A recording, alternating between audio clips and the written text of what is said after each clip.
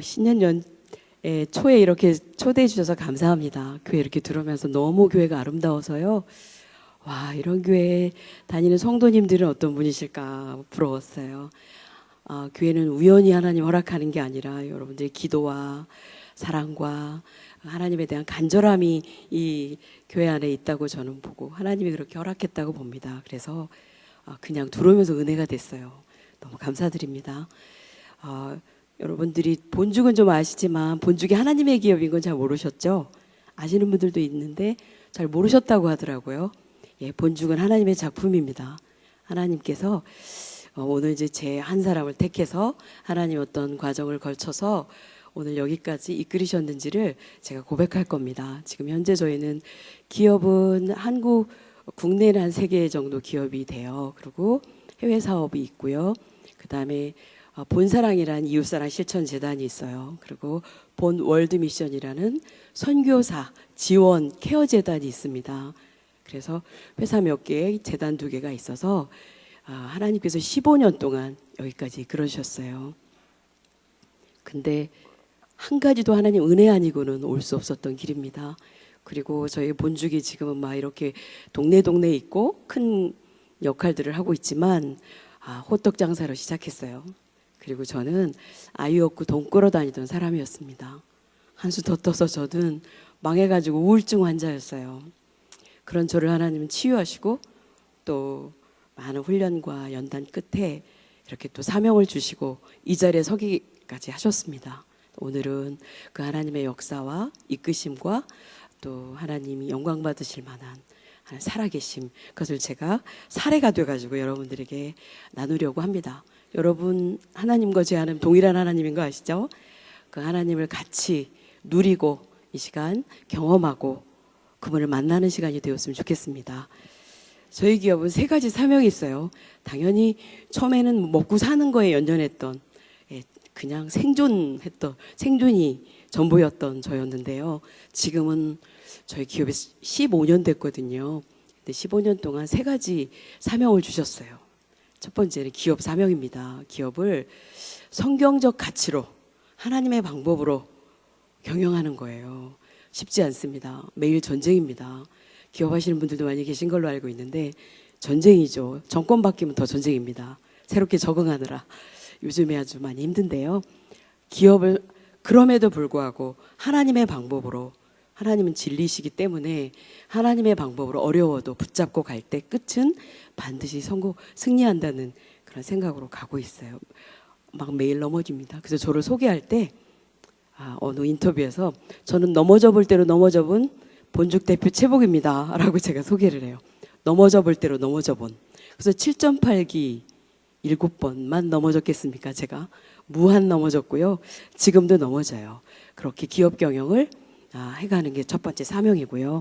그리고 두 번째는 이웃사랑 실천 사명 본사랑 재단이 있어요. 저희는 기업의 수익의 10%를 이웃사랑의 실천에 쓰는 내용이고요. 본 월드미션은 선교사 케어 지원재단인데요. 하나님이 이 땅에 우리에게 허락한 모든 것 중에서 모든 것들을 가장 복되고 선하게 가치 있게 쓰는 것은 하나님 나라 확장, 복음, 사람들의 생명을 살리는 데 쓰이는 데 가장 값지다고 보거든요. 그래서 저희도 저희에게 축복된 모든 것들을 선교 사역에 많이 함께 하고 있어요. 특히 최근에는 간증은 옛날에 어땠어요? 이거보다는 지금 진행형, 현재 하나님과 어떻게 동행하고 있는지, 어떻게 하나님께 쓰임받고 있는지 그게 진짜 간증이라고 보는데요. 저희가 지금 가장 따끈따끈하게 하고 있는 일은 저희 기업에 허락한 모든 축복의 코드들, 브랜드, 노하우, 시스템, 물질, 사람 토탈 버전으로 선교사님들에게 선교 매장, 선교 일터 교회를 열어주는 거예요. 번죽엔 도시락이라는 브랜드로. 그래서 그 매장에서는 선교 지속 가능한 모델이 되어서 선교사님들에게 비자 문제, 생계 문제, 또 일자리 문제, 그리고 섬김도 할 수 있고요. 주일날 예배 드릴 수 있고요. 제자 양육도 할 수 있고 그런 것들을 최근에 저희가 하고 있습니다. 그 일이 여기까지 하는 이끄심에 가장 복되게 쓰이고 있구나. 그게 저는 너무 감사하고 최근엔 그 일에 제가 올인을 하고 있어요. 해외 사업과 그 일에 올인을 하고 있습니다. 그래서 결론부터 제가 이렇게 말씀드린 건 이렇게 될 때까지가 앞에는 어땠었냐는 거죠. 그래서 이제 그 얘기를 하려고요. 언뜻 얘기했지만 아이하고 동꾸러 다니던 때부터 시작해서 제가 어떻게 하나님을 만났고 어떤 고난을 통과했고 그리고 하나님이 어떤 과정을 밟아서 이렇게 하나님의 사명을 허락했는지를 고백하고 그 함께 울고 웃는 시간이 되었으면 좋겠습니다. 제가 무릎 경영 7.8기 무릎 경영 그랬잖아요. 무릎 그러면 그냥 기도 떠오르시죠? 예, 맞습니다. 그냥 제가 풀어서 얘기하면 무릎으로 가는 길입니다. 예, 무릎으로 가는 길. 더구나 저는 음식 기업이잖아요. 하나님께서 이 기도로 여기까지 지켜주셨다고 봐요. 정말 하루하루가 살얼음판을 걷는 느낌입니다. 음식 장사는 특히 더 그렇거든요. 그리고 무릎에는 또 하나 섬김의 의미가 들어있어요. 그리고 순종의 의미도 들어있고요. 낮아짐, 또 겸손 이런 것들이 들어있는데요. 그것이 완성되었다는 뜻이 아니라 우리는 어차피 완성은 없어요. 주님을 닮아가는 과정에 서 있는 거기 때문에 무릎으로 가고 무릎으로 하나님 나라의 일꾼이 되고 하나님 뜻에 순종해서 하나님 뜻을 이루어가는 과정을 고백했기 때문에 무릎 경영이라고 얘기되어 있고요. 경영 부분도 제가 기업이니까 경영이라는 말을 썼다고 생각하실 것 같은데요. 하나님은 저에게 원했던 건 자기 경영, 가정 경영, 기업 경영까지 무릎으로 해라 이러셨어요. 그래서 무릎 경영 안에는 그 세 가지 코드가 다 들어 있습니다. 그래서 그런 얘기들을 섞어서 제가 하나님의 이끄심을 고백해 볼 것입니다. 근데 제가 영상을 하나 준비했어요.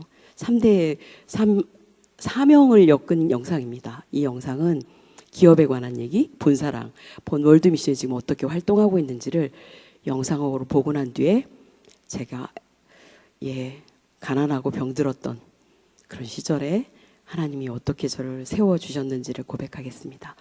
영상만 한번 부탁해 볼까요?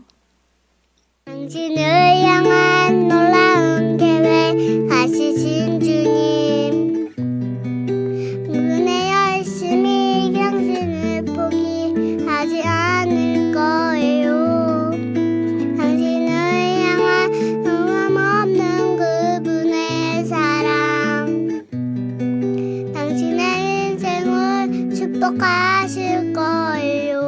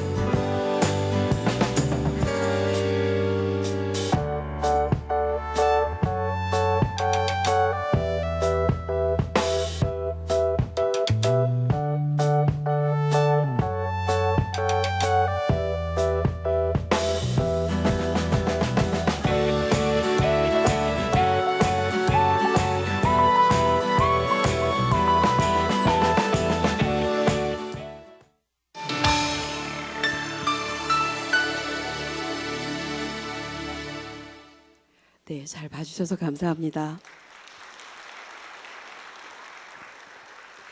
증거 자료입니다. 증거 자료. 예, 하나님께서 하셨습니다. 여기까지 1.1획도 예, 하나님 손길이 안 닿은 곳이 없습니다. 7.8기라고 했는데요. 지금도 넘어져요. 지금 해외 사업은 작년에 사드 때문에 중국에서 다 망하고 10명 나갔다가 직원 14명 있는 중국 직원 4명하고 한국 직원 10명하고 사드 문제로 그냥 다 짐 싸갖고 들어왔어요. 예, 또 넘어진 거죠, 제가. 해외 사업을 12년, 13년째인데요.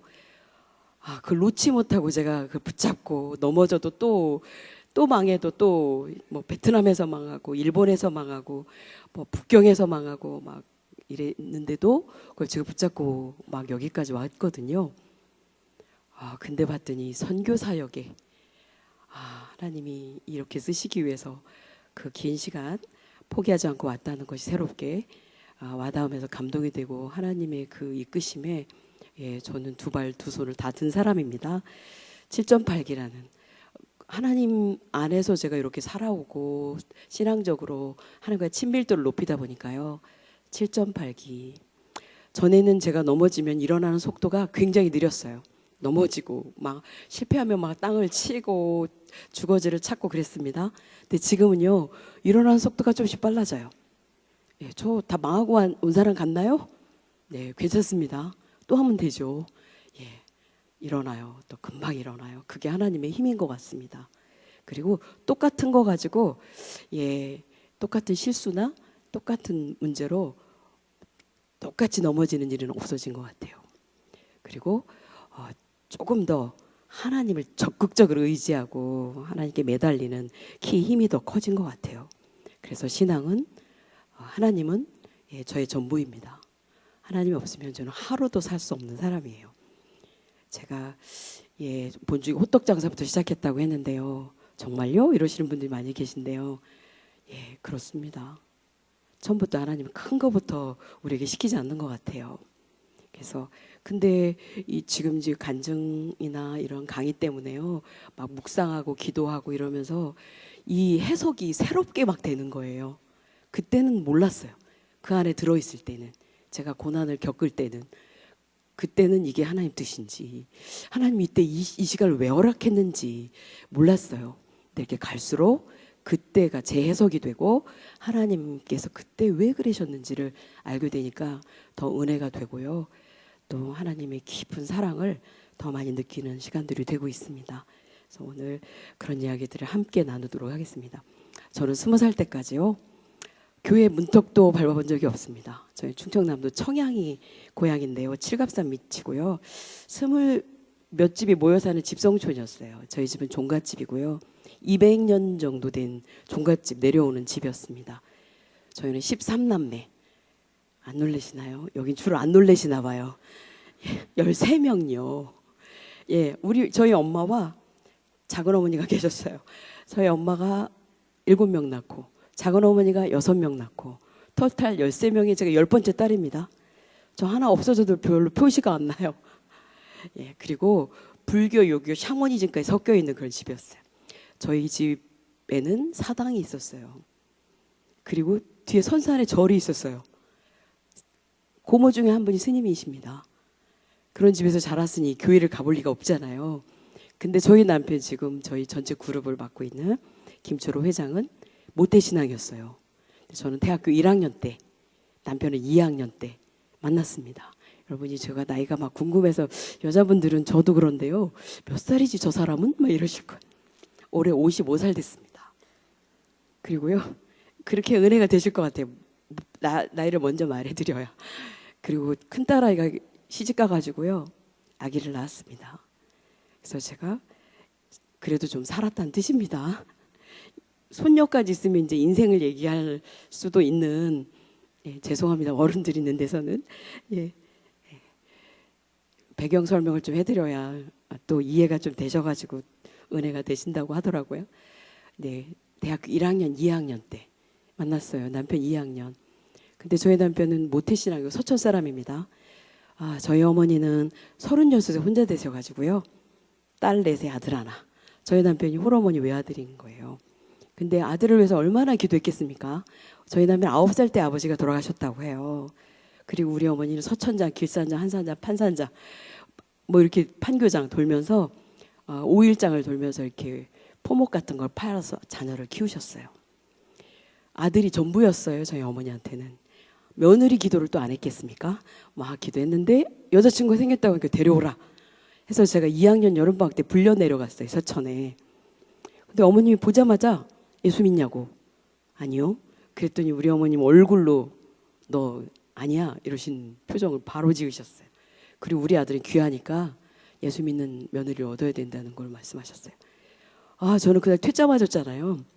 예수 안 믿어서. 근데 퇴짜 맞은 사람이 빨리 집으로 와야 되는데 차가 떨어진 거예요. 네, 그날부터 하나님은 제 인생에 개입하셨어요. 그리고는 제가 그분과 자게 돼요. 퇴짜 맞은 남자친구 엄마랑 제가 자게 된 거예요. 그날 밤이 저한테는 굉장히 중요한, 신앙적으로는 터닝이 되는 시기. 제가 주로 터닝 중심으로 말씀을 드릴 거거든요. 예수 만난 이야기입니다. 우리 어머니는 긍정적이셔서 머리만 대니까 죽으시는 거예요. 코고신. 저는 퇴짜 맞았죠. 이 남자친구랑 어떻게 헤어질까를 고민해야 되는 사람이 잠이 오겠나요? 그래서 뒤척거리고 새벽까지 잠이 안 오죠. 또 그분하고 잠을 자고 있는데 어떻게 제가 잠이 와요? 예, 퇴짜 맞은 남자친구의 엄마하고 자고 있는 거예요, 제가. 그럼 저는 이제 헤어져야 되는데요. 근데 새벽에요, 역사가 일어났어요. 이분이 일어나시지 막 세수하고 들어오시더니 막 찬송을 부르시는 거예요. 그리고 기도를 하시기 시작했어요. 저는 태어나서 크리스찬의 기도와 찬송을 처음 들어봤습니다. 근데요, 그 찬송과 기도에서 뭐라고 표현할 수 없는 숭고함이 나왔어요. 그리고 이 어머님이 36에 혼자 때 5을 키운 걸 제가 알고 있기 때문에요. 이 어머니의 삶에 이 기도와 찬송이 얼마나 중요한 요소인지를 그냥 저는 알 수 있었어요. 대학교 2학년이니까 머리가 컸잖아요. 이 여인의 삶은 이 신앙으로 오고 있구나. 그걸 그냥 알 수 있었습니다. 근데 우리 어머님이 자녀 기도 막 하더니 이제 제 기도를 하시는 거예요. 그러더니 그냥 기도하시는 게 아니라 막 귀 만지고 손 만지고 발 만지고 나중에 막 배에다 손도 넣고 막 이러셨. 제가 아는 체도 못하고 그냥 가만히 있었는데 압도당했어요. 그분의 기도에. 그리고 그날 그 어머니의 기도와 찬송이 제 가슴에 똑똑 떨어졌습니다. 그리고 저는 기독교인이 돼야 되겠다, 예수를 믿어야 되겠다 이런 생각은 못했고요. 기도하는 어머니의 숭고함에 제가 압도를 당하다 보니까 기도하는 아내가 돼야 되겠다, 기도하는 엄마가 돼야 되겠다 이런 결심을 제가 그때 해요. 그리고 와가지고요, 안 헤어집니다. 안 헤어지고 제가 3학년 때 교회를 제가 남편을 데리고 가요. 이 사람은 모태신앙인데 대학교 내내 술만 먹고 데모만 하고 못된 신앙이었었거든요. 근데 제가 남편을 데리고 교회를 가면서 대학교 3학년 때부터 신앙생활이 시작이 되었는데 저희 어머니의 그 기도의 그 유사를 제가 지금 이어가고 있고요. 저희 어머니는 그 이후로도 한 번도 교회 가라 이렇게 하지 않으셨어요. 근데 저는 제 발로 갔어요. 왜냐하면 어머니의 삶에서 저는 그냥 은혜와 감동이 저한테 왔기 때문이에요. 그래서 전도는 지금 제가 늘 깨닫는 게 막 주여 주여 교회 가라 이것도 되게 중요하고 복음을 정통으로 전하는 것도 좋지만 삶으로 예수를 보여주는, 하나님의 사람으로서의 삶을 보여주는, 그게 가장 큰 전도라는 생각을 합니다. 왜냐하면 저같이 예수 한 번도 몰랐던 그 강팍한 집에서 자랐던, 우상집에서 자랐던 저를 녹여낸 게 우리 어머니의 기도와 찬송과 그 말강물 똑똑 떨어진 삶에서 제가 예수를 믿고 그 집 식구가 되고 이 자리까지 왔잖아요. 그래서 그게 저는 굉장히 크게 교훈으로 제 삶에 작용을 하고 있어요. 삶으로 말해야 된다는, 신앙은, 믿음은 행동으로, 성경에도 행함 없는 믿음은 죽음이다라고 말씀하고 계시잖아요. 그게 되게 중요하게 저한테는 오고 있습니다. 그리고 4학년 말에 결혼해버려요. 그 집으로 제가 가버립니다. 내 고향 본토 친척 아비 집을 떠나 내 지시할 땅으로 가라, 그 말씀처럼 제가 남편을 따라서 시집을 가버려요. 그래서 저는 직장도 없고 가난한 그 학생 남자를 만나가지고 결혼을 하고 저는 완전 고생길에 들어섭니다. 온 가족이 반대를 했는데요, 그냥 결혼했어요. 예수 때문에 결혼한 것 같아요. 그리고 저는 가장 잘한 일입니다. 지금까지. 예. 하나님의 개입은 그렇게 제 인생이 시작이 되었고요. 결혼했는데 105만 원짜리 방에서 시작했어요. 부엌도 없는. 예. 그래서 저는 너무 어리잖아요. 24살 첫 애를 낳았어요. 어떻게 살 줄 모르는 거예요. 인생을 어떻게 살지. 너무 어려가지고요. 결혼 폐물 팔아 쓰고요. 다음엔 애 백일반지 돌반지 팔아 쓰고요. 나중에 돈 끌어 다니는 거예요. 제 인생이 또 한 번의 터닝이 일어났는데 돈 끌어 갔어요. 저는 돈 꺼달라면 아직 안 했거든요. 근데 주방에서 그런 게 대전으로 갔었는데. 저거 어린 게 저렇게 돈 끌어 다니고 큰일 났으니까 내쳐버리라고. 저 돈 꺼주면 인생 망친다고 어른이 얘기하시는 거예요. 옳은 얘기지만 듣는 저는요. 정말 죽을 것 같았어요. 아이 없고 뛰쳐나왔어요. 갈게요 그러고. 그분이 어른이 나면 돈을 좀 집어주셨는데 됐습니다 하고 와야 되는데 저는 집에 올 차비가 없었어요. 저는 그 돈을 받아가지고 기차를 타고 올라오는데 얼마나 울었는지 몰라요. 제 실체를 본 거예요. 손가락질 받고 있고 민폐 끼치고 있고 싹수 없는 사람이구나 내가. 그날 제가 이 신앙생활 몇 년 했는데요. 그냥 강의 들어가다시피 교회 생활을 했어요. 근데 그날 제 인생에 처음으로 기도 제목이 생겨요. 그리고 그 기도 제목은 지금까지 본사랑재단이 세워지는 데까지 저희 기업이 축복받고 본사랑재단이 세워지는 데까지 오는 기도 제목이 그때 생겨요. 하나님 아버지, 저를 돈 꾸는 사람으로 만들지 않으셨죠. 전 돈 꾸는 사람으로 살고 싶지 않습니다. 사랑을 찾아다니지 않을 거예요. 제가 그 결심을 그때 했어요. 그리고 저를 선한 부자를 만들어 달라고, 나눠주고 꼬주 베푸는 부자가 되고 싶다고 그 기도 제목이 제 절절히 생겼어요. 근데 성경에 보니까요, 너희 안에서 행하시는 일 하나님이시니 자기의 기쁘신 뜻을 이루게 합당한 대로 소원을 두고 행하게 하시나니 모든 일에 원망과 시비가 없이 하라, 이 말씀이 나와 있더라고요. 그 소원이 그때는 하나님이 주는 소원인지 몰랐습니다. 근데 갈수록 이 선한 부자에 대한 저의 이 소원은 하나님이 주셨구나. 제가 그걸 품고 그때 기도 제목 그래서 품고 여기까지 지금 오고 있습니다. 제가 아이 없고 105만 원짜리 방에 사니 그 집 주인이 막 싫어하는 거예요. 빌라에 방 한 칸, 주방도 없는. 그러니까 아이 없고 나와서요. 주로 간 게 교회를 갔어요. 시장통에 살았는데요. 가서 매일 기도하고 성경 보고 어디 갈 데도 없어요. 처음에는 이제 도피처처럼 그렇게 가고 기도하고, 그리고 매일 저의 기도는 소원 성취. 정말 부자가 되고 싶었습니다. 선한 부자가. 매일 기도했어요. 그리고 목사님하고 친해지는 거예요. 교회를 너무 자주 가니까. 수요예배, 철야기도, 금요기도 다 다니니까요. 친해졌어요. 그 교회 멤버가 됐어요, 제가. 그래서 목사님 따라서 신방까지 다니는 사람이 되어 있었어요. 근데요, 하나님은요, 요한서에 나오죠. 사랑하는 자요, 내 영혼이 잘된 같이 범사가 잘되고 강건하기를 간구하노라. 제가 교회 가서 살다시피 하니까요, 저는 부자 축복, 그거가 제 목적이에요. 교회 가는. 그랬어요. 그랬는데 하나님은 저를 보시고 영혼이 잘 되는 축복을 먼저 주신 거예요. 어떤 일이 벌어지냐면요, 교회 가서 이렇게 보다 보니까 막 방언도 받고 막 이런 분들이 계시는 거예요. 하나님 진짜 살아계시네? 이런 느낌을 받았는데 나도 저런 거 한번 받아보고 싶다. 하나님 살아계실 체험하고 싶다. 이런 게 제 안에 막 사모함이 있었습니다. 그런데 제가 체면주의예요. 남들이 있는데 제가 막 이렇게 여러 명이 랄랄라 하는 거 싫은 거예요. 제가 사모함은 있는데 이게 어떻게 되나 이러고 있었어요. 금요 철야 끝났는데 토요일 날 아침에 하나님이 집으로 찾아오셨어요. 성령 세례를 집에서 받은 거예요. 이런 일이 저한테 일어났는데요. 이런 일은 제 인생이 BCAD로 갈리는 정말 제 인생의 가장 큰 터닝이 일어납니다. 그 전까지는요, 하나님은 계신 것 같은데 예수님이 하나님인가? 성삼위일체 너무 어려워. 교회 가면 귀신 얘기는 왜 이렇게 많이 하시는 거지? 아담의 죄가 나하고 무슨 상관이 있는데 왜 이렇게 나보고 죄인이라고 하지?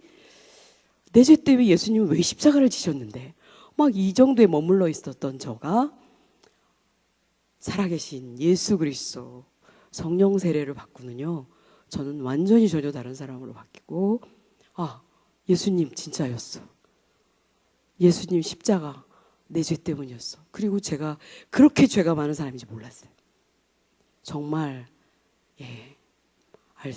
너무나 많은 그런 것들이 제가 제 스스로 확인하면서 눈물 콧물 십자가 얘기만 나오면 이분이 정말 제 죄 때문에 십자가의 대속제물이 되시고 화목제물이 되셔서 하나님과의 관계를 회복하고 저를 하나님의 자녀로 만드셨구나.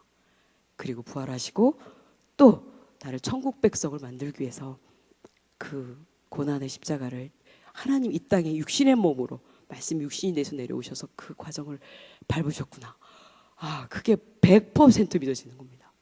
그리고 제가 알았어요. 그 전까지 제 안에는 갈급함이 있었어요. 제가 사랑하는 남자를 만나 결혼을 하고 그랬지만 대학교 때부터 제 안에 갈증 그리고 방황하는 게 있었어요. 내 인생을 어떤 거에 인생을 걸어야 할 건지, 내가 무엇을 위해 살아야 되는지 이런 거에 대한 갈증이 저한테 있었어요. 제가 글을 쓰는 사람이거든요. 시인이에요. 제가 사색을 많이 하는 스타일이었다 보니까 철학책도 대학교 때 많이 읽고 그러면서 도대체 나는 내 인생을 뭐에 가장 중요한 내 인생에 그걸 걸고 살까 이런 것들을 많이 생각했었는데 예수님을 만나고 이분이 정말 저를 만나러 오신 그거에 저는 정말 넋이 나갔어요. 그리고 그 전까지는요 제가 종교를 선택했다고 생각했었거든요. 근데 하나님이 저한테 찾아오신 거잖아요. 제 모든 게 다 깨졌어요. 그리고 저는 제 인생을 걸어야 할 걸 찾았어요. 예수 그리스도. 그래갖고 제가 기도 제목이 바뀌어요. 부자 되려고 기도했던 저가요 새벽마다 와가지고요 저를 써달라는 기도를 합니다. 하나님께 인정받고 쓰임받고 싶다는 기도를 막 제가 하게 돼요. 계속 그랬어요. 그냥 신방 다니며 말씀 전하며 이런 게 되게 좋아 보이는 거예요. 그렇게 살고 싶었어요. 가장 진리이기 때문에. 그리고 제가 복음의 빚진 자잖아요. 그랬는데요 하나님께서 노땡큐 하시는 거예요. 새벽에. 그리고 저에게 한 단어를 주셨습니다. 뭐냐면 미랄이 되라 이러시는 거예요. 제가 새벽마다 가서 하나님 도구가 되겠습니다. 신학 공부하게 해주세요. 저를 써주세요. 하나님께 인정받고 쓰임받고 싶습니다. 막 이렇게 얘기할 때 미랄이 되라 하셨습니다. 근데 한 알이 미랄이 땅에 떨어져 죽지 않으면 한 알 그대로 있고 죽으면 많은 열매를 맺느니라. 죽어야 되는 거잖아요. 그리고 미랄이라는 단어가 그렇게 크고 존귀한 단어인지는 그때 몰랐어요. 그냥 부담만 됐습니다. 근데 그 미랄이라는 단어는 저에게 거룩한 부담으로 계속 가슴에 박혀 있는 거예요. 근데 어떻게 되는지를 모르겠더라고. 미랄이 되는 게 뭔지. 근데 그때 저에게 주신 말씀은 하나님 나라 의를 먼저 구하라. 그래 모든 것을 더하시리라. 제가 축복 기도를 막 하고 있었으니까요. 그래서 주일학교, 교사, 여전도, 구역장까지도 막 하면서 그렇게 교회를 그냥 저희 집처럼 살았어요. 그런데 하나님은 약속의 하나님이십니다. 반드시 하나님은 약속을 성취하시는 분이시죠. 정말 약속을 지키세요. 영혼이 잘 됐으니까 범사가 잘 되는 축복을 내리세요. 저희 남편 하는 일이 막 여러 가지를 흥했다 망했다 했는데요. 결국 순식물성 화장품, 목욕용품 이런 것들을 미국, 유럽, 일본에서 수입해가지고요. B&B 하우스라는 그 순식물 지금으로 올리브영 비슷한 형태의 가게를 차려가지고 대박을 내요. 400개까지 오픈합니다. 막 TV도 나오고 모닝와이드에도 나오고요. 막 그랬어요. 그때 막 까만 세단을 카폰 있는 세단을 타고 다니고요. 집에 골프채도 들어오고 저는 강남으로 이사했어요. 그리고 빌라에 살게 되었어요. 근데 저는 아직 부자가 됐다는 생각을 못했어요. 더 계속 부자가 될 줄 알았습니다. 집으로 돈을 많이 가져오지 않은 건 맞았어요. 근데 강남으로 이사 오고 교회를 옮기니까 제가 어떻게 돼요? 교회를 집처럼 살던 제가요 큰 교회로 강남으로 이사 오니까요 그냥 주일날 하루만 가도 아무도 저를 찾는 사람도 없고요 전화하는 사람도 없고요 아는 사람도 없고 신앙생활하기가 너무 좋아졌어요. 그래서 편했어요. 그렇게 가고 있는데 이게 어떻게 잘못되고 있는지 모르고 그냥 제가 그랬어요. 강남 엄마가 되어 있었어요. 근데요 IMF가 터졌어요. 아무 준비도 없이 무방비 상태로 IMF가 터졌습니다. 저희는 다 수입 화장품 회사잖아요. 외환 위기잖아요. 모든 서초동에 회사가 있었고 사업 그 창고가 하남시에 있었는데요. 이게 날아가는데요. 몇 달 안 걸리는 거예요. 그리고 그 고급이라고 했던 순식물성 화장품이 덤핑 처리가 돼 쓰레기처럼 취급을 당하는 거예요. 그게 다 은행빚, 은행 융자 받아가지고 수입해 화장품들인데요. 저희는 알거지가 됩니다. 그냥 빈털터리가 되는 게 아니라요. 세무체납자, 신용불량자, 은행빚이 있고요. 연쇄부도를 일으키는. 저희는 남편 수염 기르고 도망다니고 저는 신경과 병을 앓기 시작했어요. 우울증을 앓기 시작하고 대인기피증, 불면증 막 이런 걸로 시달리기 시작했습니다. 저희 어머니는 아들 죽게 생겼는데 시골에 뭐 좀 있으면 뭐하냐. 뭐 재산도 많지도 않으셨지만 그걸로 급한 빚 꺼주고 이불하고 장독대 벽고 하고 올라오셨어요. 저는 그때 아이가 벌써 3명이 되어 있어요. 저희 시어머니, 신우, 저희 부부 7식구가 일용할 양식을 걱정하는 시점이라 그때 막 가족 동반 자살도 많이 할 때고 그랬는데 저희도 곤지암이 농가주택을 막 알아보러 다녔습니다. 정말 세상이 다 끝난 것 같더라고요. 예, 근데 저희 어머니 새벽기도를 다니셨어요. 고난을 통과하신 분이라 다루셨어요. 빈병 폐지를 주워 갖고 오시는 거예요. 제가 그래도 며느리잖아요. 어머니 왜 이러시는 거예요? 이러면 저희가 더 비참해집니다. 얘기할 때 저희 어머니 담담해.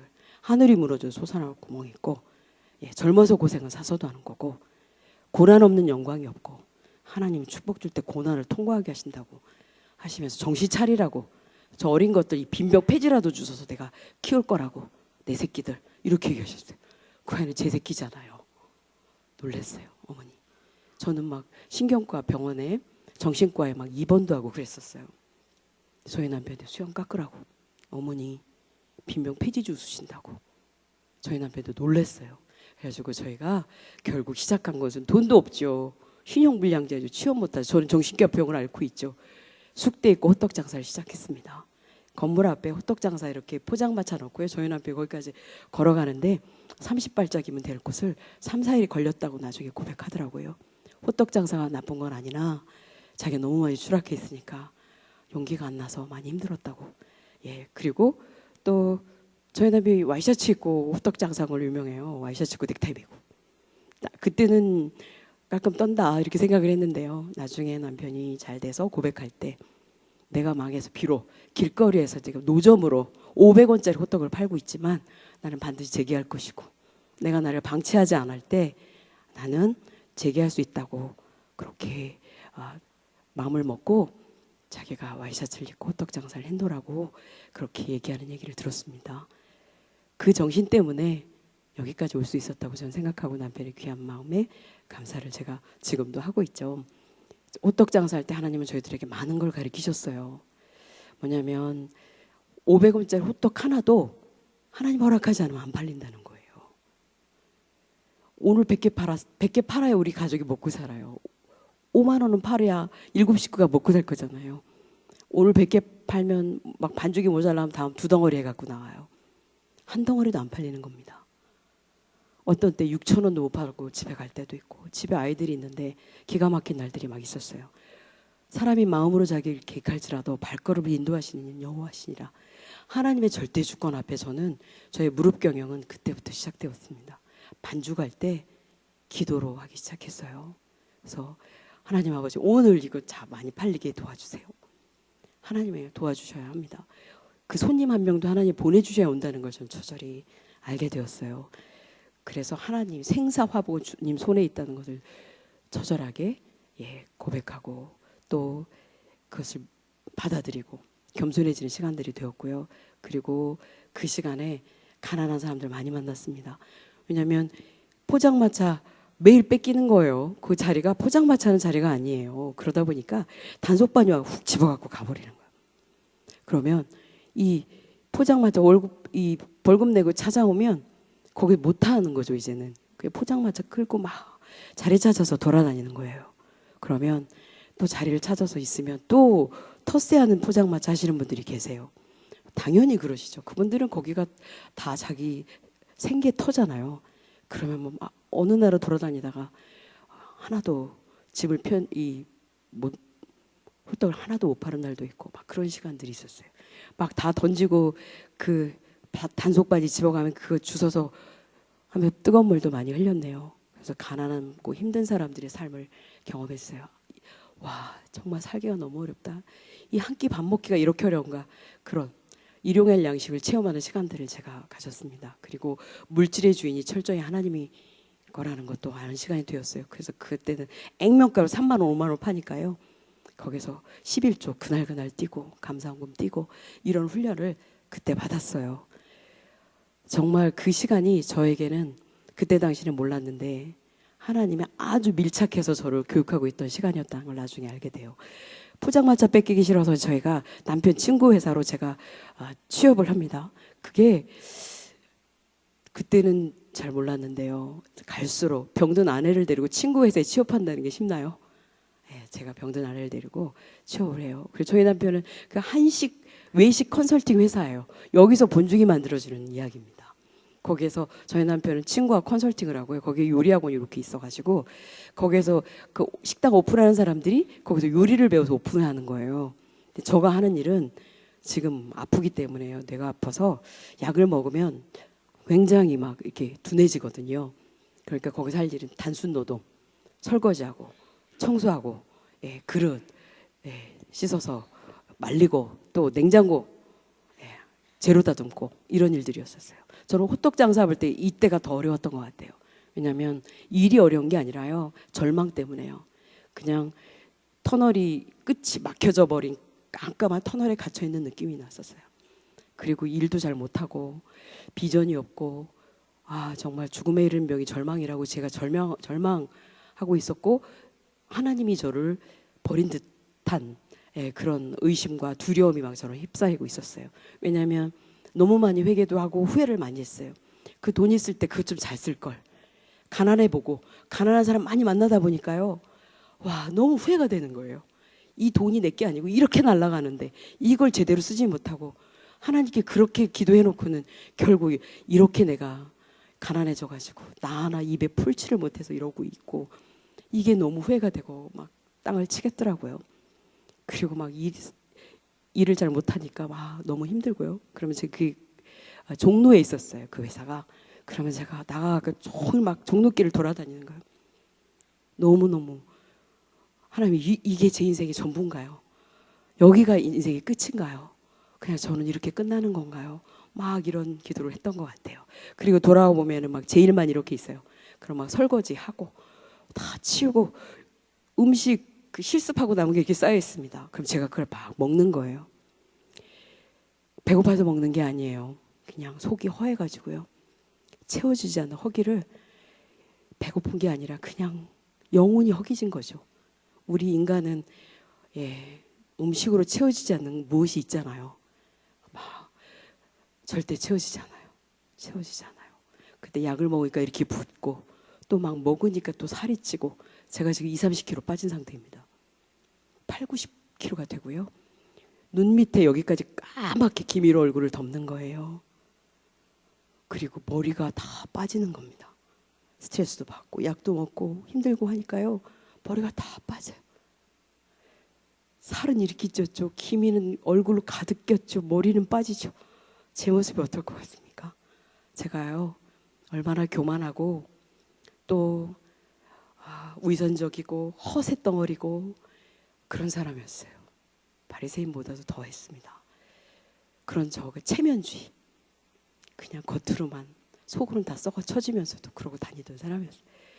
남편 앞에 쌩얼 안 보이고요. 슈퍼마켓도 슬리퍼 신고 안 나가고요. 그런 거짓 덩어리였던 사람입니다. 그런 제가요. 무엇으로도 감출 수 없는 액면 그대로의 제 모습이 드러났어요. 기미요 절대 감춰지지 않아요. 머리 다 빠진 거 안 감춰져요. 그냥 제가 먼지, 마른 막대기, 쓰레기같이 막 느껴졌어요. 제가 아무것도 아닌 존재라는 걸 그냥 다 할 수 있었어요. 머리털 하나 빠지는 걸 제 힘으로 어떻게 할 수 없더라고요. 그리고 제가 망해서 다 떠나가고요. 제가 정신과 병을 앓으니까 다 떠나갔어요. 가족조차도 엄마 스트레스 주면 안 돼 해서 저희 자녀들까지도 엄마에게 아무것도 의논하지 않는 그런 저가 되어 있더라고요. 이 땅에 내가 필요한 존재인가? 나 하나 있다가 사라지면 그만이지. 그냥 매일 죽고 싶었어요. 저녁에 잠이 들면 아침에 눈을 뜨지 않았으면 좋겠다. 막 그런 생각을 막 했었어요. 그리고 동작대교 지나가며 앞으로 넘어지면 차에 치워줄 거고 물에 떨어지면 빠져 죽을 건데 막 이런 생각을 막 거침없이 하고 그랬어요. 위험한 시기가 있었어요. 근데 저 안에는요, 천국과 지옥을 정확히 믿는 게 있었어요. 너무도 다행히도. 제가 이 땅의 고통이 싫어서 제 죽음을 선택하면 더 나은 곳으로 가려고 죽음을 선택하는 거잖아요. 근데 저는 지옥이 더 험한 곳이라는 걸 알고 있었어요.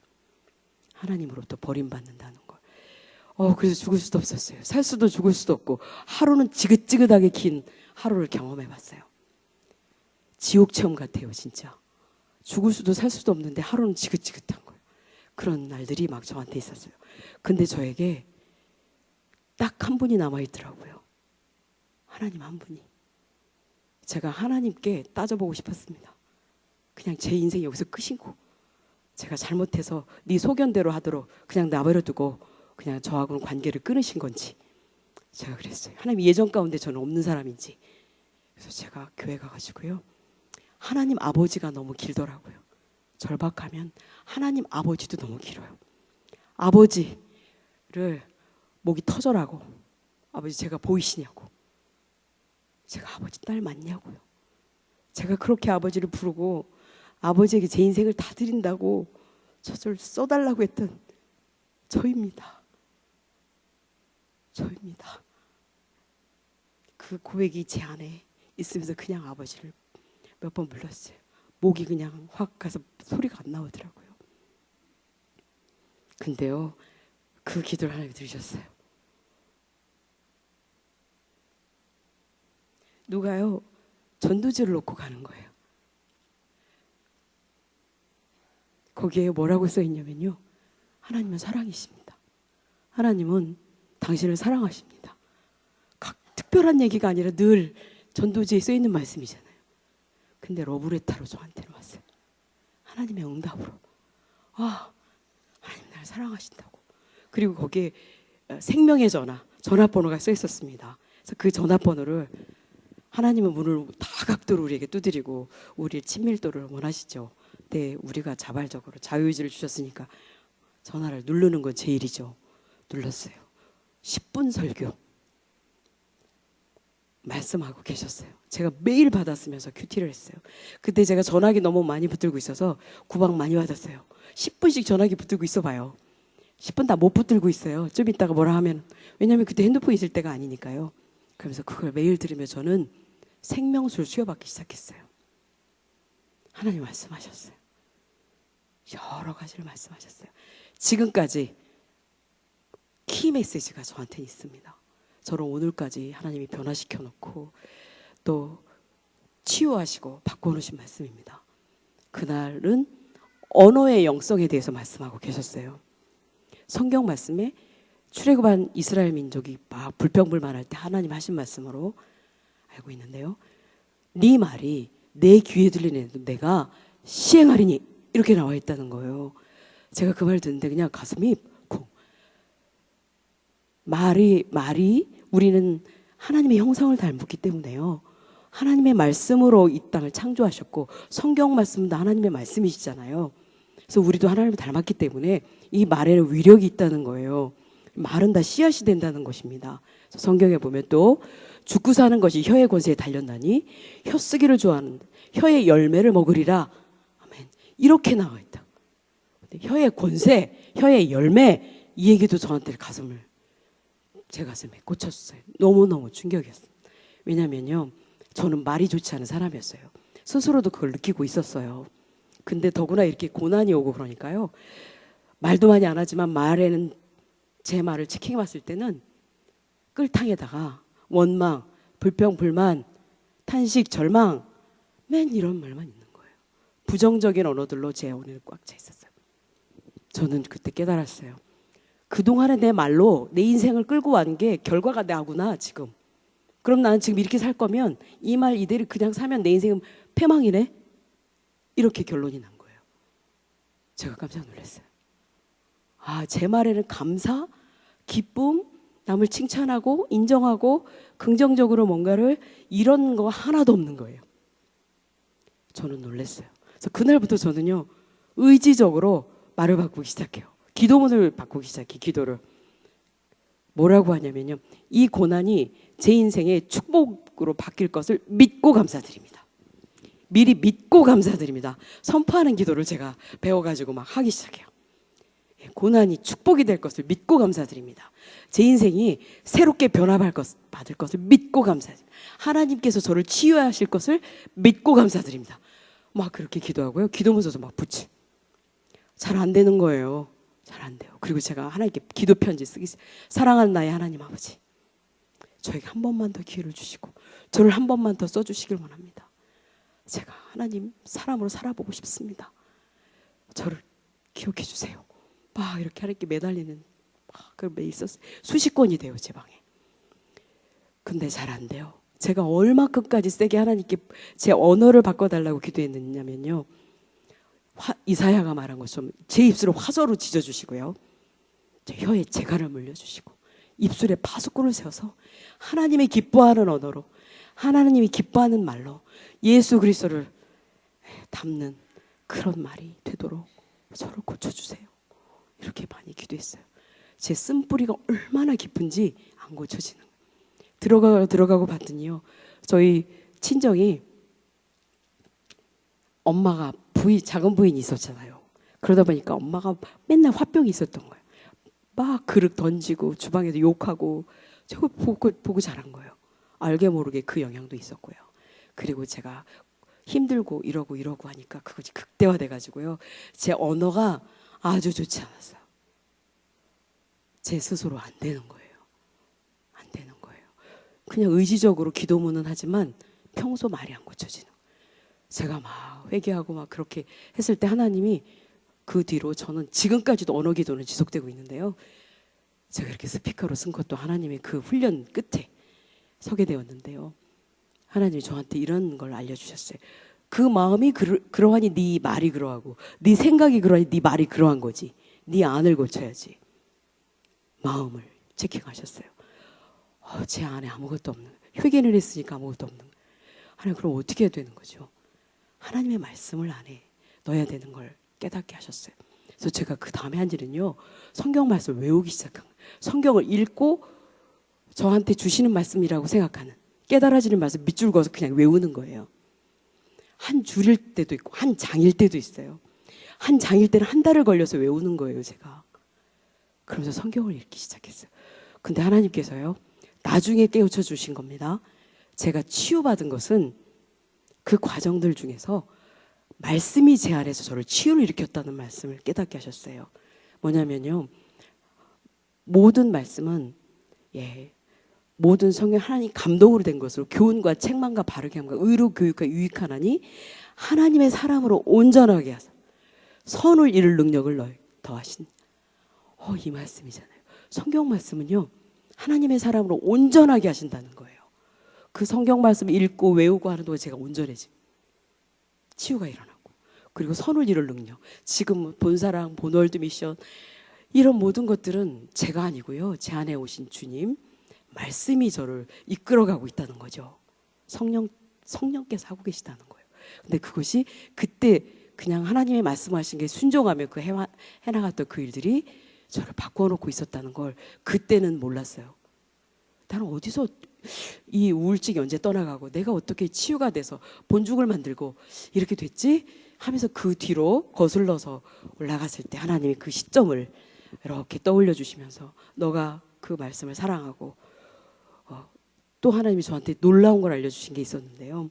뭐냐면, 네가 성경을 읽는 동안 네가 성경을 읽는 거지, 그거는 네 생각이고 성경이 너를 읽는 거야.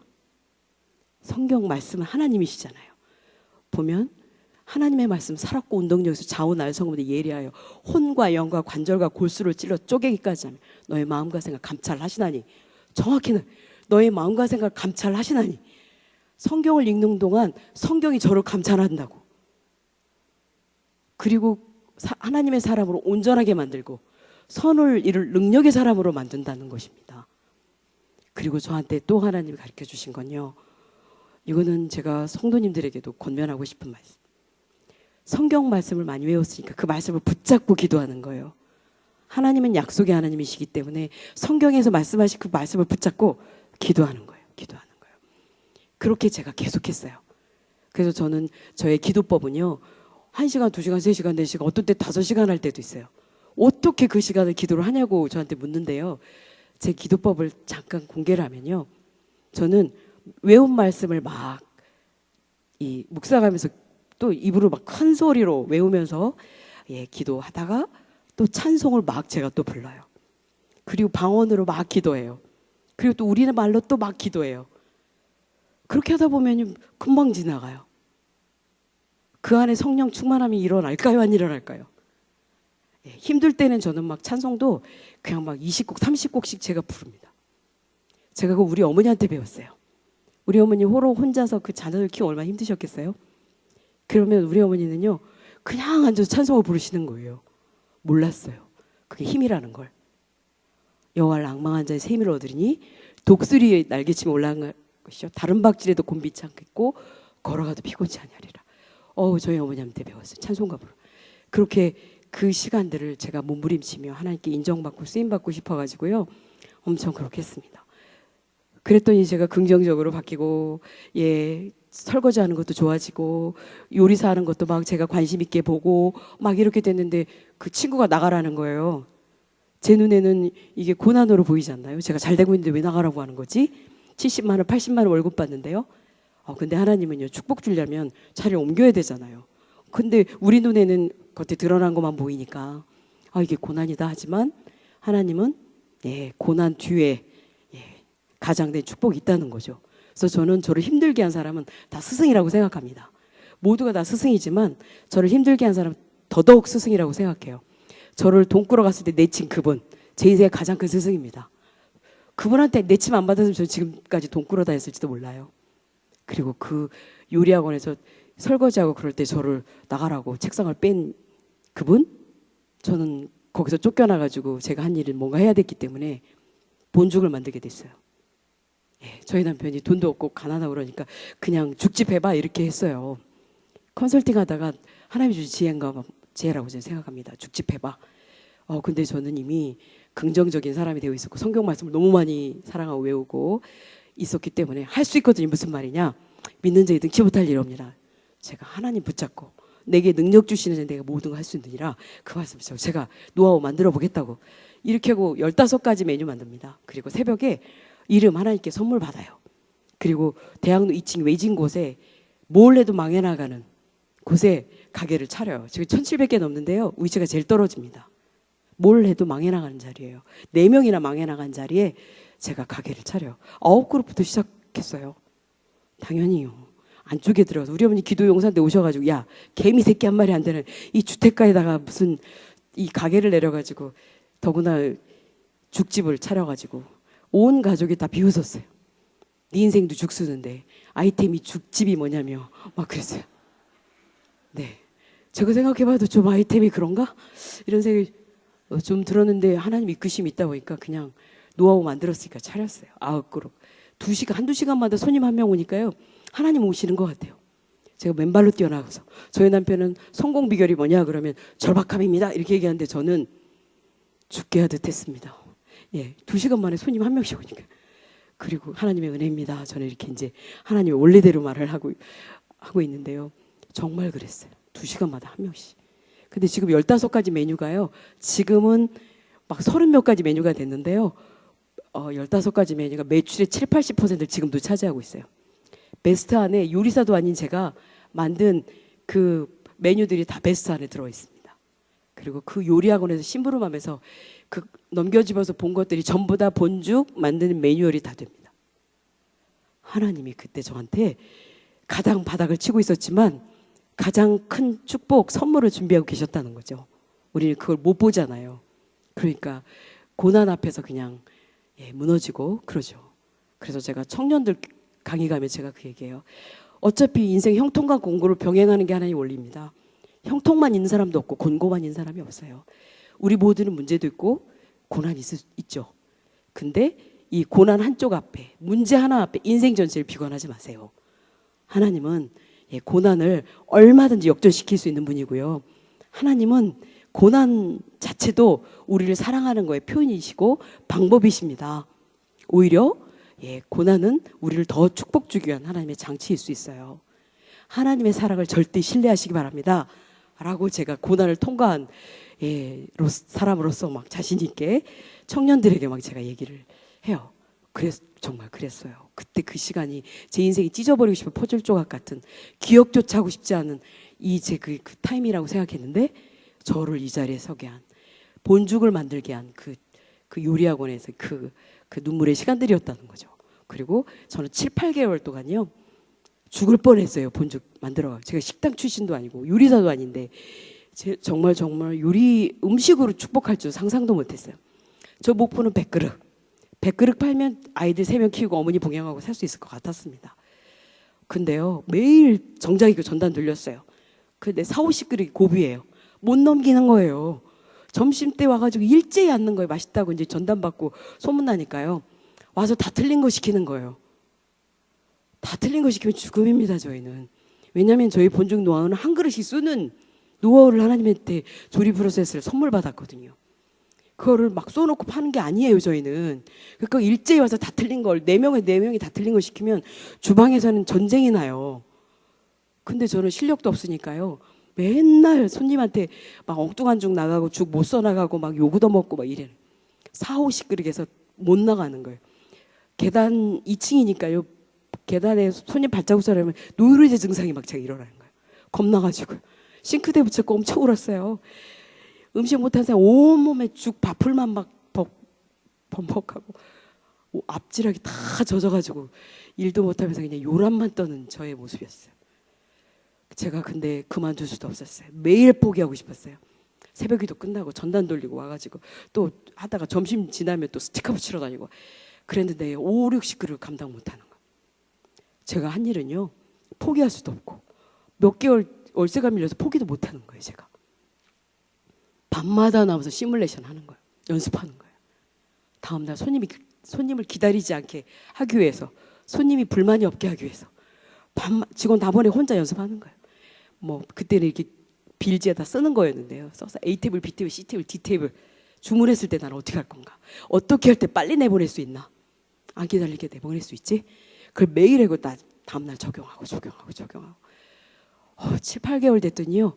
계단까지 줄 세는 200그릇을 치고 나가는 사람이 되고 있더라고요. 제가 죽의 달인이 되어 있는 거예요. 제가 시인인데요. 근데 하나님 그때 저한테 수직 상승을 시키셨어요. 저희 가게를 TV에 나오게 하셨어요. 시청률 1위인 프로그램에. 그래가지고요. 죽을 먹겠다고 맛집으로 소문나게 줄을 서고요. 또 죽집을 내겠다는 사람이 줄을 섰어요. 그래서 프랜차이즈 사업이 그때부터 시작되었고 저희 남편이 그때부터 사업이 본격 프랜차이즈, 본죽 프랜차이즈 사업이 그때부터 시작이 돼요. 근데 저는 제가 그때 어떻게 되어 있었냐면요. 어느 날부터 맛을 모르겠는 거예요. 뭐 쓴지 단지 찬지 뜨거운지 왜 이러나 혀가 하얘서 백태가 꼈나? 그러고 막 칫솔로 닦았는데요. 안 닦아지는 거예요. 그래서 병원에 갔어요. 뭐 하는 사람이냐고. 제가 식당을 하는데요. 식당 한다고 이런 사람들 처음 봤다고. 혀가 다 되어가지고요. 다 죽었다는 거예요. 죽이 엄청 뜨겁거든요. 급하고 뜨겁고. 그러니까 제가 이 연습하면서요. 이 혀가 다 딘 거예요. 얼마나 연습을 많이 하고 죽을 많이 썼던지. 그리고 이 죽은 다 저어야 되기 때문에요. 팔이 엄청 아파요. 그러니까 팔이 파스도. 아침에는 손이 올라가지도 않아요. 그러면 막 움직이고 막 이렇게 스트레칭을 하면 좀 움직여져요. 팔에 파스가 떠날 날이었어요. 그리고 손님은 왕이시기 신이시기 때문에 그때 당시 제가 어떻게 손님 죽을 장갑 끼고 쓰냐면 맨손으로 죽이 엄청 튑니다. 죽 비싸다고 하시죠? 완전히 많이 튀어요. 죽이. 한 번 튀면 다 화상이에요. 물집이 탁탁 다 잡혀요. 손등어리가 물집으로 성한 데가 하나도 없었어요. 그리고 오래오래 서 있다 보니까요. 발에 감각이 다 없어가지고 발가락이 막 눌러도 감각이 없을 정도로 제가 되있으니까 하나님 수직상수. 저는 죽의 달인이 되어 있는 거예요. 하나님께서 저를 축복 주시려고 작정하고 계획하셨어도 제가 땅에 발을 딛고 성실하게 최선을 다해서 제게 맡겨준 일을 감당하고 축복을 받을 만한 그릇을 준비하는 건 제 몫이라는 거죠. 그래서 하나님이 하실 일과 우리가 해야 될 일을 구분해서 하나님 하실 일에 우리가 하나님 자리에 앉으면 안 되고요. 우리가 할 일을 하나님께 핑계대고 게으름을 피면 한 달란트 땅에 묻은 사람 같은 거가 되니까 그것도 하나님께 책만 받을 일입니다. 게으르고 나태한 종이 되면 안 되거든요.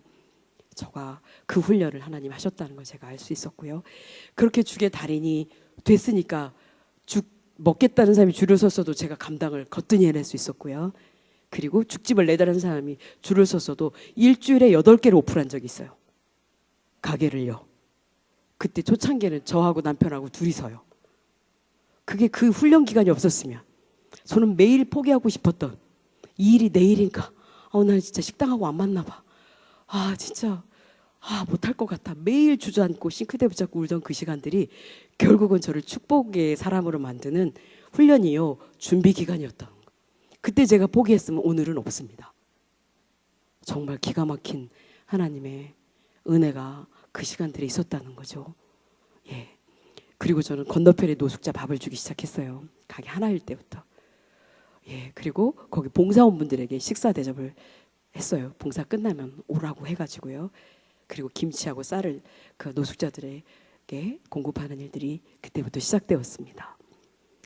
그리고 조금 여유가 있을 때는 4층에, 저는 2층이 식당이었는데 4층에 방 하나 얻어서 식당은 2-3시째 밥을 먹어요. 손님 다 가고 나면. 직원들 밥 먹을 때 저는 올라가서 기도를 했어요. 그러면서 매장 오픈하는 일들을 병행했어요. 그래서 그 1시간 올라가서 기도하고 직원들 밥 먹을 때 제가 구불해서 올라가서 기도하고 예배한 그 시간이 제가 일주일에 8개 오픈하는 그런 일을 하는데도 지치지 않게 하셨던 것 같아요. 그런 시간들이 되었고요.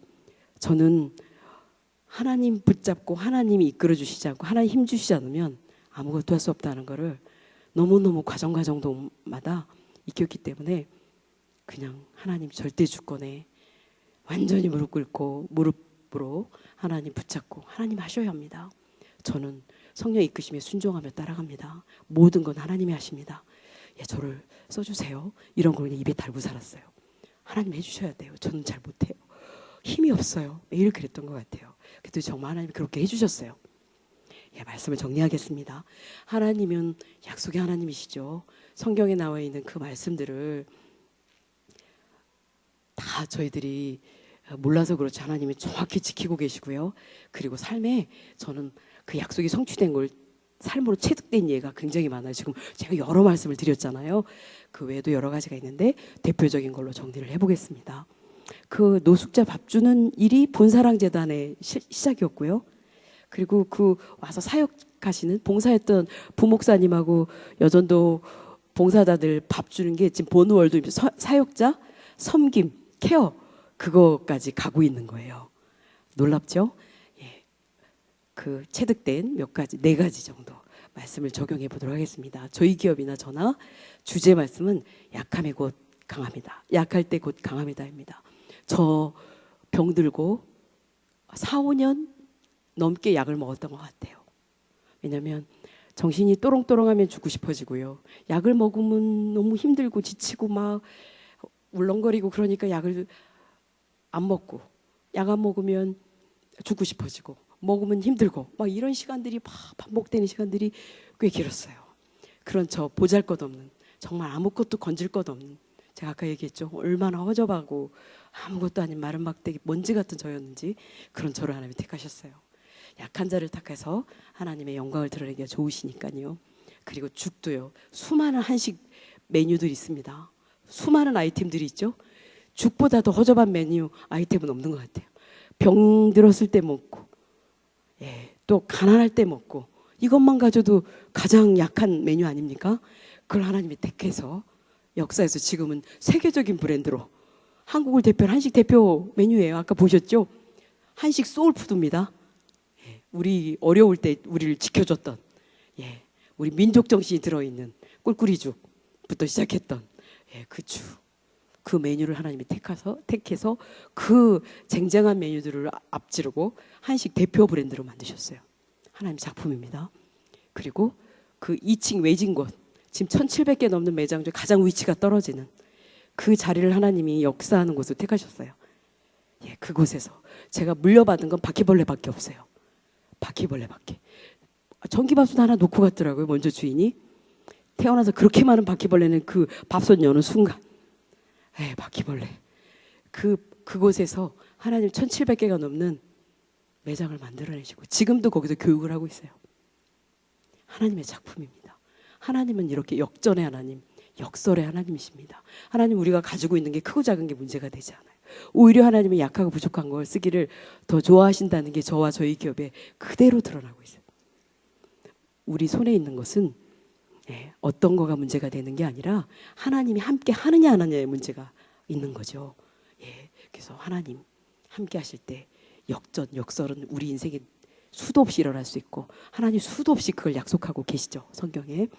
그리고요, 또 하나는 고난이 내게 유익이라. 고난을 통해 내가 주의 율례를 배우게 되었나이다. 제 고난 다 얘기했잖아요. 제가 정신병을 앓으면서 제가 얼마나 겸손해졌는지. 그리고 호떡 장사하면서 하나님 절대 주권 앞에 무릎 꿇는 그런 사람이 되었고, 가난한 사람을 알게 되었고, 심정을 알게 되었고, 물질의 주인이 하나님이시라는 것, 청지기 정신도 하나님한테 배우고, 이 고난을 통해서 특히 요리학원에서 실습하면서 이 축복의 코드를 그 시간에 다 배웠다는 거예요. 그리고 이 가게 내놓고 9그릇부터 시작해서 200그릇까지 치고 가는 동 그 고난에 저는 막 매일 포기하고 싶었던 그 시간 안에 저는 축복의 그릇으로 준비가 되고 있었다는 거죠. 어떤 고난이 제 인생에 의미가 없습니까?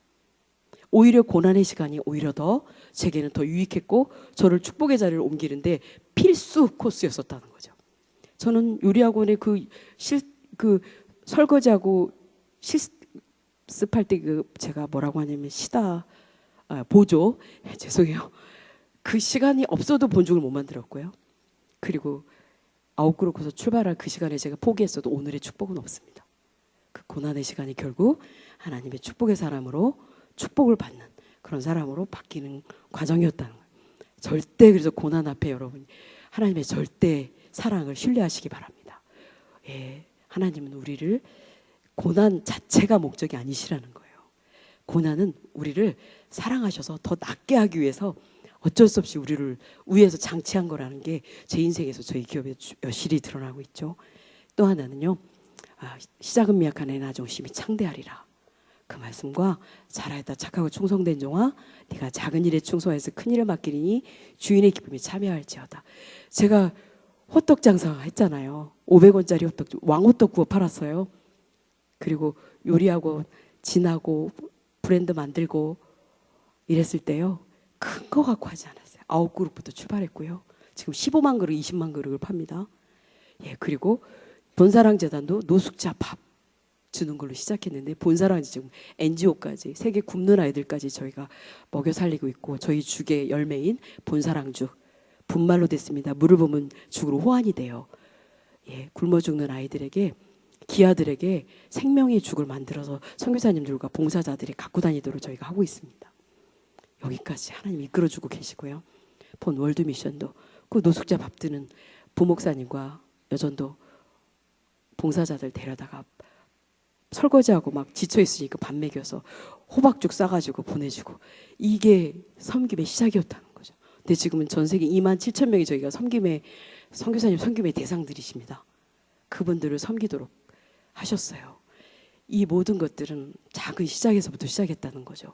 그래서 오늘 내가 만나는 일이 작고 보잘것없고 아무 의미 없어 보이지만 오히려 그게 더 중요할 일이 있고 오늘 만나는 사람, 오늘 만나는 일, 환경 모든 것들은 내 인생에 가장 중요한 오늘 하나님이 허락한 선물이라고 생각하고 그 일에 최선을 다할 때 그것은 내 인생에 어떤 중요한 퍼즐 조각이 돼서 제게 부메랑으로 돌아온다는 그걸 제가 하나님의 약속 가운데 삶으로 체득된 진리입니다.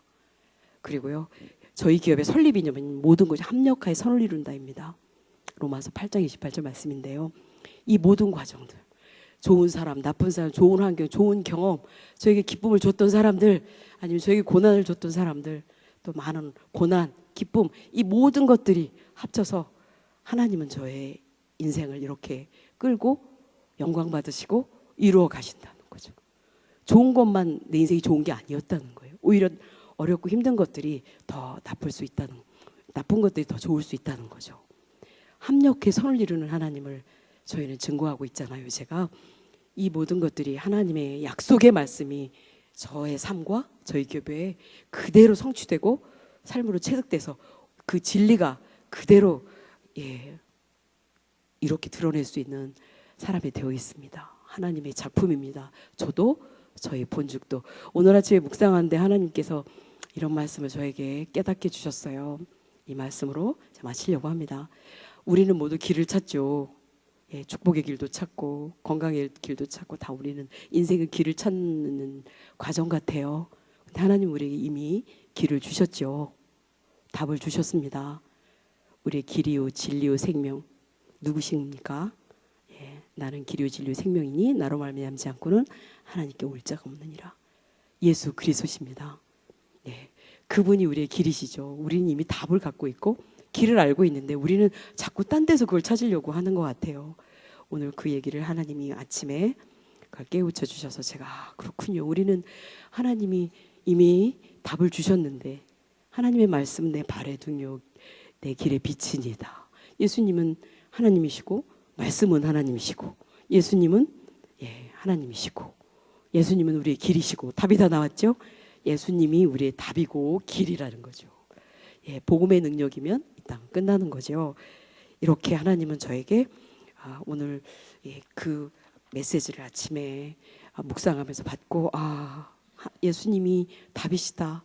그래서 제가 여기까지 온 비결 또 여기까지 핵심 키워드는 예수 그리스도십니다.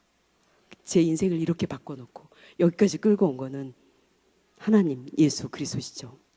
그래서 그분을 붙잡고 승리하시길 바랍니다. 그래서 하나님께 가까이 하면 내게 복이라. 그것이 아까 말씀 읽었죠. 제 인생을 끌고 가는 말씀입니다. 그래서 저희 직원들에게는 제가 이렇게 얘기해요. 안 믿는 직원들도 있고 기업이기 때문에 집중하면 명중한다 라고 제가 얘기를 해요. 오너니까요. 집중하면 명중한다. 집중 누구요? 예수 그리스도에게 집중하면 명중한다. 얘기는 뭐냐면 예수 그리스도에게 집중하면 하나님께 집중하면 기도로 말씀으로 예배로 찬양으로 집중하면요 가까이 하고 친밀도가 있어지잖아요. 그러면 하나님의 뜻을 알 수 있습니다. 하나님 때를 구분하는 지혜를 받습니다. 그리고 하나님의 능력 그리고 하나님의 방법을 알 수 있어요. 그러니까 집중하면 하나님이 우리들에게 원하는 것을 명중할 수 있다는 거죠. 그러면 승리하는 거 아닌가요? 예수 그리스도께 답을 얻는 거잖아요. 그래서 마지막으로 정말 주님께 집중해서 명중하신 여러분 되시고 그래서 그 성령 충만을 얘기하시는 거라고 저는 믿습니다. 예수 그리스도를 친밀하게 집중하시고 명중하셔서 행복하시고 이웃도 살피시고 선교도 하시고 수많은 사람들에게 하나님을 나타내고 증거하고 전파하는 삶이 되시기를 축복합니다. 감사해요.